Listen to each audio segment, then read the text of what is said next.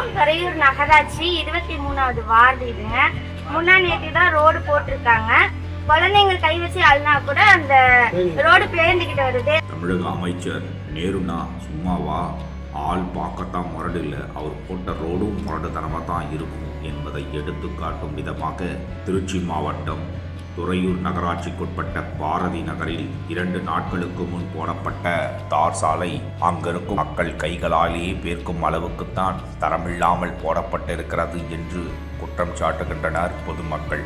13 ஆண்டு கால கோரிக்கை ஏற்று போடப்பட்ட சாலையே இந்த கதிக்குத்தான் இருக்கிறது என்று பெரும் ஆதங்கம் கொள்கின்றனர். எந்த ஒரு வேலையிலும் ஊழல் அடிக்க நினைக்கும் அமைச்சர்கள் போடும் தார் சாலை எப்படி இருக்கும்?